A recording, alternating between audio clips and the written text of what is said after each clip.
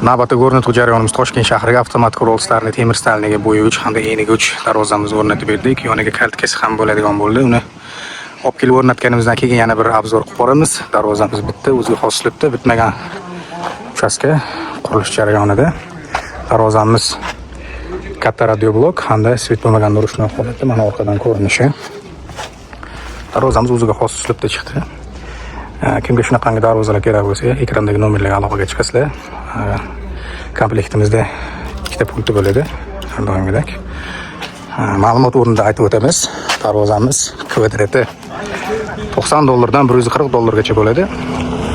Darvozamiz 2 qavatli, ichki pokakli bo'ladi. Issiq sovuqqa yaxshi, chidamli, shu shovqin o'tkazmaydi. Batafsil ma'lumot ekrandagi nomerlarga aloqaga chiqsangiz tushuntirib beriladi.